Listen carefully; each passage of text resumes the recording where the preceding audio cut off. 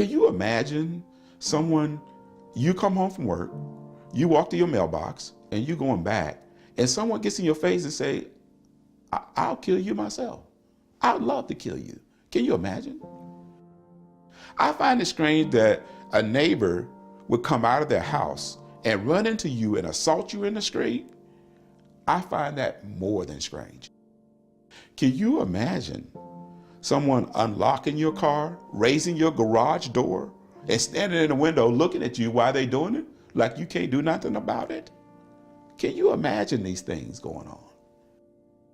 How would you feel if you came home at the end of a long day's work and someone had broken into your house and they had sprayed nasty, noxious, stinking chemicals all over your bed, all over your furniture, all over your house, just everywhere, just polluted with nasty, stinking chemicals. And wherever you go, it stinked, or wherever you sit, it burned in your house, okay? And imagine you're paying mortgage and you bought all these nice things.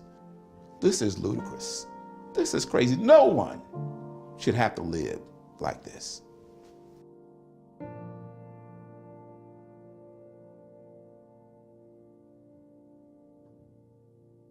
You know, I'm here today to express some concern about some things that are occurring in my neighborhood and some things that are occurring with me.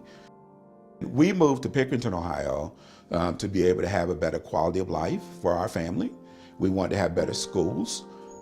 We also wanted to be in a much better community than we were in as a result. And we find that Pickerington was the place that we needed to be and should be and live. And because of some recent people who moved into our neighborhood, it has turned our neighborhood into a place that is really not a fun place to be.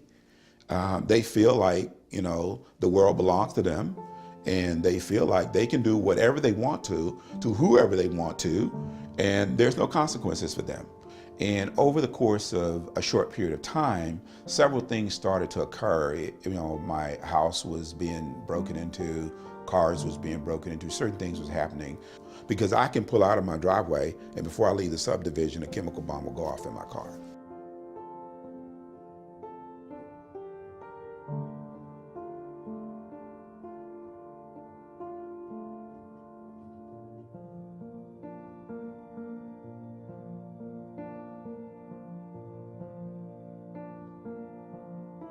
They would, every morning, him, her, or somebody in their circle, they have 3 or 4 houses near us that's in their circle. Whenever I got in the car, before it left the driveway or left the street, you could smell these chemicals. I made police reports on these incidents, and with these police reports, the police advised me to continue to be vigilant, which means I should continue to monitor the situation. If something occurs, I should call them and report it with all the details possible. This thing that's going on in our neighborhood, or with me, continues to exist. It continues to escalate for some reason. And the aggressors seem to be bullying, threatening, and intimidating in the neighborhood toward me and toward others as it relates to their actions and activities. In the neighborhood, we've had people who actually moved off of the street because of, I can't say anything else but the fact that they felt something about the aggressors was not right. After noticing when certain cars come in the neighborhood that things would occur at my house, or in my car. So I decided to take pictures of plates as the police recommended, as some of the private investigators I talked to recommended. So I went out in October of 2010, one night, to take pictures of cars that was in the driveway. And as a result, the next thing I know, the door opened and Mr. Mark Gressmer from 642 Theron Drive ran out of the house at full speed across the yard onto the street where I was standing on near my house, and pretty much assaulted me at full speed.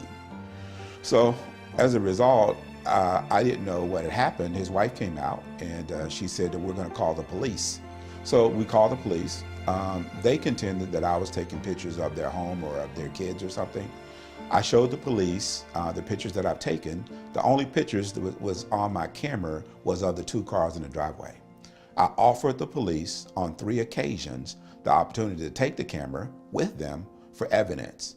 They vehemently denied. In November of 2010, basically the Gresmers were having people at their home on a Saturday, and on this Saturday there were at least 2 cars in their driveway that were parked in their driveway.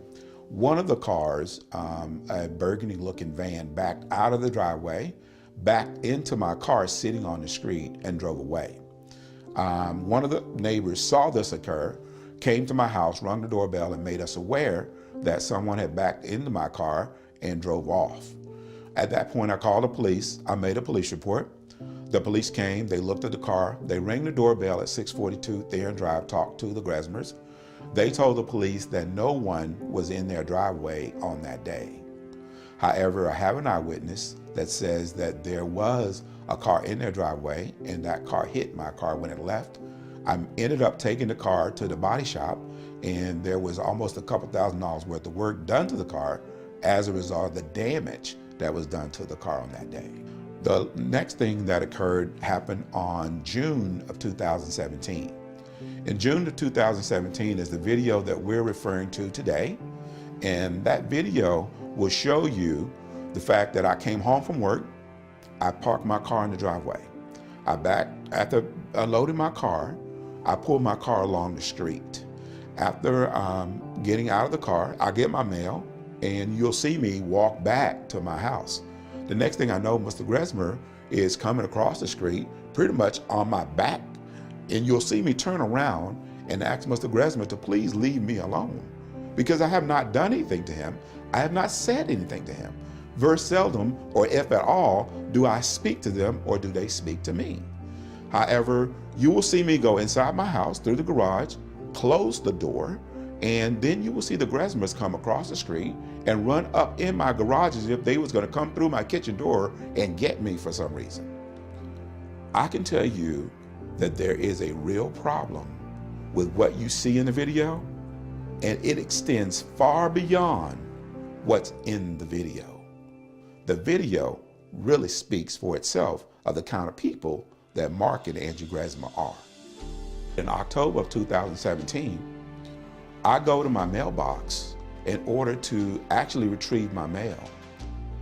For some reason, Mark and Angie Gresmer standing in their driveway seeing their daughter off. She was going somewhere, okay? And Angela Gresmer looks me in my face and says to me that I will kill you myself. I would love to kill you. You should have saw. I wish you could have been there to see the expression on Mark Gresmer's face. He turned to her and said, "You shouldn't have said that.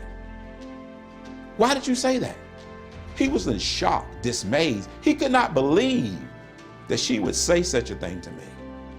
So immediately, thinking that I was going to be on the defense, he went into the fight mode. So he went down in his squat, balled up his fist, acting like he was bad because he thought that I was going to do something. I did not. I took my mail, I went into my house. I did what I should do. I called the police. I reported the incident. According to the Pickerington Police Department, that the police came and took a report. That's all that's been done. So at this point, I'm kind of at a loss as it relates to what is really going on. We can see in the video that there's all kind of hostility, all kind of hatred. I don't know what you call bully. I don't know what you would call that, that's coming out in them. There's a problem with properly getting this investigated.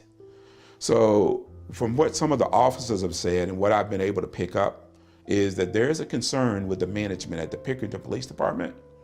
For some reason, they do not want to get themselves involved in this investigation. I would like for an opportunity for there to be a full, deep, detailed investigation into what's going on in this situation. And I must say that there's other things surrounding the situation that I don't want to mention in this video, but they need to be investigated. And what I would like to see done, first of all, is for us to have the opportunity to be able to live peacefully together, to get along. to understand that God loves us all, he made us all, and that there is no reason or no need for us to be fighting, fussing, feuding, trying to kill each other for any reason, regardless of what reason you think you might have, for any reason. That we as neighbors should show each other love. We as neighbors should be able to get along together and not have these kind of problems. My goal is that if I can prevent this from happening to anyone else, I've achieved my goal. If I can help someone who find themselves in a similar situation and they get the help they need, I've achieved my goal. If you're that law enforcement person, I don't care where you live, I don't care who you work for, I don't care what you do. I want you to get as many facts about the situation as you can, and I want you to scream to everybody you can scream to the need for this situation to be investigated, and that the right justice should be done in this situation. That's the reason.